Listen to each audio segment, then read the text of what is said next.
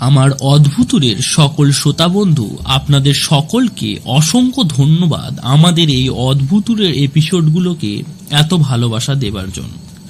আজকের সত্য ঘটনাটি আমাদের সাথে শেয়ার করেছে আমার এক জেঠু। প্রথমেই আমি আপনাদের সকলের কাছে একটা প্রশ্ন করতে চাই, হাওড়া জেলার ডুয়ার্স কোথায় অবস্থিত? কমেন্ট বক্সে উত্তরটা জানান। আজকের ঘটনাটি আমার জেঠুর সাথে ঘটে যাওয়া একটা সত্য ঘটনা। তো এই ঘটনাটি মূলত একটা লোকাল ট্রেনে জেঠুর সাথে ঘটে গিয়েছিল। প্রথমেই আমি আপনাদের জায়গাটা সম্পর্কে ব্যাখ্যা করব এবং এই ট্রেনটা সম্পর্কে কিছু তথ্য দেব। যারা ট্রেনে রেগুলার যাতায়াত করে থাকেন তারা জানেন যে হাওড়া থেকে কলকাতা যাবার জন্য একটি রুট হলো হাওড়া আমতা লোকাল। আমি জানি বেশিরভাগ লোকই এই ট্রেনটি সম্পর্কে ঠিকঠাক কিছু জানেন না। ট্রেনটি সাউথ ইস্টার্ন রেলওয়ের একটা রুট। যেহেতু সিঙ্গেল লাইনের ট্রেন, তাই ওই ট্রেনে লোক সংখ্যার খুবই কম হয়ে থাকে। অন্যদিকে ট্রেনের সংখ্যাও কম।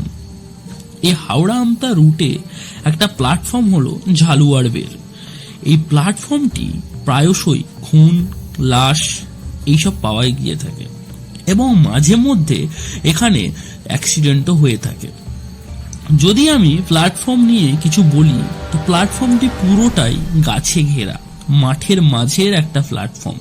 লোক সংখ্যা সেইভাবে এখানে লক্ষ্য করা যায় না, সেটা দিনে হোক কিংবা রাত্রিরে। স্টেশনটা এতটাই অন্ধকারে ঢেকে থাকে যে সেখানে মাঝে মধ্যে মনে হয় যেন এখানে বৃষ্টি হয়েছে বা এখানে যেন সাথে সাথে একটা ভাব লক্ষ্য করা যায়। নর্মাল প্ল্যাটফর্ম কোনো মেন রাস্তার ধারেই হয়ে থাকে, কিন্তু এই স্টেশনটি একটু আলাদা। এখানে স্টেশনটা মাঠের মাঝে, সেই কারণে এখানে লোকের সমাগম সেইভাবে থাকে না। আর সেটা যদি বর্ষার এক বৃষ্টি ভরা রাত্রি হয়, তাহলে সেখানে কেউ থাকবে না, এটা অতি স্বাভাবিক। তো সেই রকমই এক রাত্রিরে আমার জেঠু কলকাতা গিয়েছিল কাজের সূত্রে। সাধারণত জেঠু হাওড়া 8:40 নাগাদ চলে আসে এবং সেখান থেকে বাড়ি আসতে জেঠুর ওই 10টা মতো বাজে।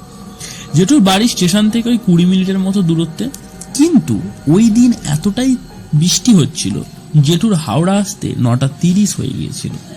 জেঠু ভেবেছিল সেই দিন আর ট্রেনে ফেরা হবে না, তাই জন্য জেঠু বাসের খোঁজে বাস দেখছিল। কিন্তু সেই দিন বৃষ্টি হবার কারণে বাসের সংখ্যাও কম ছিল, তাই জেঠু বাধ্য হয়েই স্টেশনে ফিরে আসে ট্রেনের জন্য। তখন ঘড়িতে বাজে 9:50। শেষ ট্রেন ওই 10:05, যেটা এই রুটের শেষ ট্রেন। কিন্তু প্রায়শই ট্রেনটা বাতিল হয়ে যায়, কারণ এখানে লোক সংখ্যা অনেকটাই কম থাকে। জেঠু একটু ভয় পেয়ে গিয়েছিল, যদি কোনো কারণে ট্রেন বাতিল হয়ে যায় তাহলে জেঠুকে সারা রাত্রি স্টেশনেই কাটাতে হবে। তারপর বাজলো ঘড়িতে 10:05 এবং অ্যানাউন্স হলো 13 নম্বর প্ল্যাটফর্ম থেকে হাওড়া আমতা লোকাল ছাড়বে। জেঠুর একটু আনন্দই হলো যে জেঠুকে সারা রাত্রি এই প্ল্যাটফর্মে আর কাটাতে হবে না। তারপর ট্রেন আসলো, ট্রেনে বসলো জেঠু এবং ট্রেন ছাড়লো ওই 10:20 নাগাদ।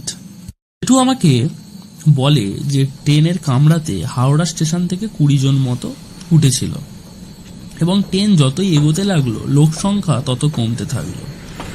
আর এটা একটা নর্মাল ব্যাপার, কারণ সাঁতরাগাছির পর নর্মালি লোক সংখ্যা খুবই কম থাকে স্টেশনে, আর তার উপর এটা লাস্ট ট্রেন। সেদিন একটু অস্বাভাবিকই ছিল। কোনা, যেটা ওই ঝালুয়ার বে স্টেশন থেকে 2টো স্টেশন আগে, সেখানে আসা অবধি ট্রেনের লোক সংখ্যা 1 জন, শুধু জেঠু। এমনিতে জেঠু অনেকটাই সাহসী ছিল, তবে ভয় পাওয়াটা অস্বাভাবিক তখন কিছু নয়। তুমুল বৃষ্টি হচ্ছে বাইরে। ট্রেন থামলো কোনা স্টেশন যখন ঘড়িতে বাজে ওই 10:40। তো স্বাভাবিক গ্রামের দিকের আর কোনো স্টেশন থেকে কেউ উঠবে না, এটা অস্বাভাবিক কিছু না। কিন্তু জেঠুর এই ধারণাকে ভুল প্রমাণ করে জেঠুর পেছনের দরজা দিয়ে এক ভদ্রমহিলা ও তার 3 বছরের এক ছোট ছেলেকে নিয়ে ট্রেনে উঠল। আমি যদি ব্যাখ্যা করি যে নর্মাল ব্যাপার ছিল যে জেঠু অতটাও গুরুত্ব দেয়নি। তারা দুজনে জেঠুর সামনে সিটে এসে বসল। জেঠু বলে, সেই সময় মনে একটু সাহস পেয়েছিলাম যে একদম একা তো আর ফিরতে হবে না। ভদ্রমহিলা জেঠুকে বলে, এত রাত্রিরে আপনি তো আগে কোনোদিন এই ট্রেনে যাননি। বলে সে আজ বাড়ি ফিরতে লেট হয়ে গেছে। জেঠু তখনও নর্মাল মানুষের মতনই ব্যবহার করেন।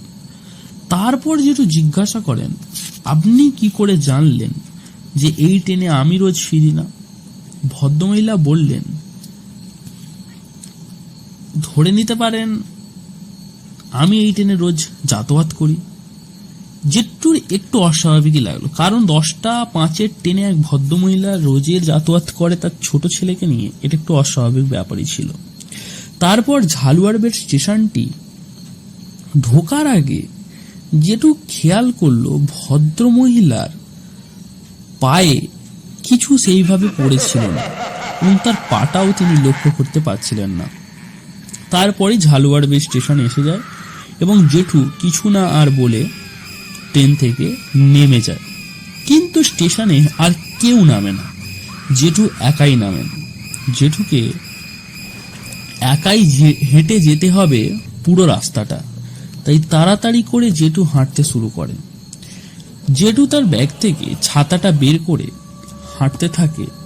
তখন জেঠু ভালো করে মনে করে যে ভদ্রমহিলা ট্রেনে উঠেছিল তার গায়ে তো কোনো জলের চিহ্ন ছিল না, কিন্তু সেই সময় বাইরে তুমুল বৃষ্টি হচ্ছিল, তার মধ্যেও ভদ্রমহিলার গায়ে এক ফোঁটাও জলের দাগ ছিল না, আর তার হাতে না ছিল কোনো ছাতা। তাহলে সে কিভাবে না ভিজে ট্রেনে উঠলো, সেটাই জেঠুকে বারবার ভাবাচ্ছিল। কিছুদিন আগে জেঠু একটা খবরে শুনেছে এক ভদ্রমহিলা ও তার শিশুর লাশ নাকি এই স্টেশনের পাশাপাশি কোনো জায়গা থেকে পাওয়া গেছে। জেঠু তখন বুঝতে পারে এটা কোনো সাধারণ কিছু হতে পারে না। জেঠু তড়ি করে হাঁটতে শুরু করে। হঠাৎ করে ভয়ানক একটা আওয়াজ জেঠুর নাম নিয়ে ডাকতে থাকে এবং সেই গলাটি ছিল সেই ভদ্র মহিলার। চলে যাবি একা, আমাকে নিয়ে যাবি না? জেঠু পেছনে না তাকিয়ে তাড়াতাড়ি এগোতে শুরু করে। জেঠু বলে, কিছু একটা জিনিস জেঠু ছাতাটাকে আটকে রেখেছিল, কিন্তু তখন কোনো হাওয়াই দিচ্ছিল না যেটা জেঠুকে পেছনের দিকে পাঠিয়ে দেবে। জেঠু ছাতাটা দেখার জন্য যখনই নিচে নামালো, তখন সে দেখে সেই বাচ্চা ছেলেটা ছাতার উপরে বসে জেঠুর দিকে তাকিয়ে হাসছিল আর বলছিল, পালাতে পারবি না তুই। জেঠু সঙ্গে সঙ্গে ছাতা ছুঁড়ে ফেলে দিয়ে দৌড় দেয়। তারপর জেঠু বাড়ি এসে সব ঘটনা বাড়ির লোককে বলে। তারপর কেটে যায় একটা দিন। পরের দিন জেঠুর অনেক জ্বর হয়। কিছুদিন পর জ্বর সেরে যায়। তবে জেঠু বলে সেই দিন জেঠু নাকি একটা কারণেই বেঁচে গিয়েছিল। জেঠুর হাতে একটা তাবিজ ছিল, যেটা জেঠুর মা জেঠুকে বেঁধে দিয়েছিল এবং সেটা নাকি অনেক জাগ্রত একটা জায়গা থেকেই আনা হয়েছিল। কিছুদিন পরে জেঠু শোনেন ওই 10:05 ট্রেনে এক ভদ্রলোক ফেরার সময় ট্রেন থেকে পড়ে মারা যান এবং এত ফাঁকা ট্রেন হবার সত্ত্বেও কিভাবে একটা লোক ট্রেন থেকে পড়ে মারা গিয়েছেন, এটাই জেঠুকে বারবার ভাবায়। তারপর থেকে জেঠু বলে 10:05 ট্রেনে আর জেঠু কখনোই ফেরেনি। ধন্যবাদ ভিডিওটা এতটুকু দেখার জন্য।